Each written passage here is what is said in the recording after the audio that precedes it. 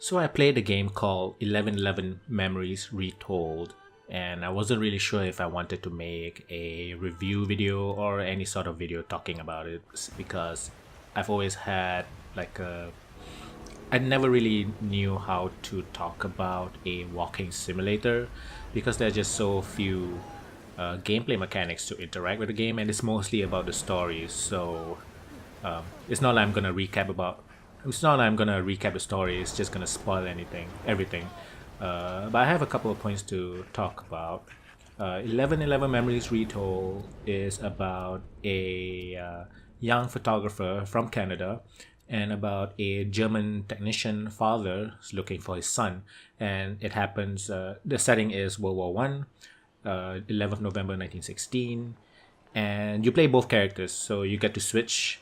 And it's the reason why I wanted to try out this game in the first place was simply because one of the developers that worked on this game is Aardman, and if you don't know who they are, they are the ones that make the Wallace and Gromit animations. And I guess a lot of people my age grew up watching Wallace and Gromit, and I really love Wallace and Gromit and the animation and everything. So I was really interested to see what they would come up with.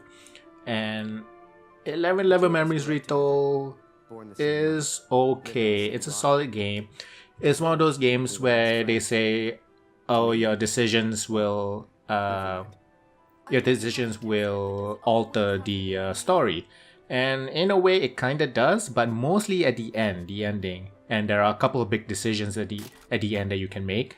At least one of the good things is there are multiple endings, and once you finish the game the first time, you can actually go through all the different chapters. You can choose which chapter you want to go to just to make a different decision. So that's good. So if you want to check out the different decisions and the different outcomes, you can do it that way. You don't have to waste your time going through the whole game again.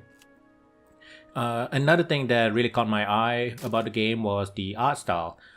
It basically looks like a moving painting. And it kind of hurt my eye a little bit because, I don't know, it just kind of looked very blurry, and maybe it's just me, I do have sensitive eyes. But it's basically a moving painting aesthetic, and it's very nice to look at. And the main characters, you can mostly see their defining features like the face and the stuff they wear. You know they are the main characters when you look at them. What I like about it is how the other characters, while some of them also do have defining features, they mostly blur out the face, and it kind of gave me that whole feeling of, war affects so many different people, and most of them we don't know other than the ones that, go down in history. And it kind of gave me that feeling, and just the bleakness of war in general. It's a very colorful game though. It's not dark or bleak in that sense, but the whole blurring out the faces and not being able to tell who is who, especially when they all wear the uniform, just kind of gave me that, war sense and aesthetic. And I really like that about this game. Apart from that, mechanics wise, gameplay wise, there are a couple of puzzles. There are times where you use both characters and also a cat and a pigeon. And you get to switch between them to solve certain puzzles or do certain things, but most of the time it's kind of tedious and it's kind of slow. Your characters don't move really that fast, and just kind of took away from the experience. The story is also just okay for me. I didn't really connect with the characters, but I did care about the ending, and I think mostly the game was good for me for like 30 minutes around the end, which is, I spent about 5 to 6 hours to finish like a couple endings for this game.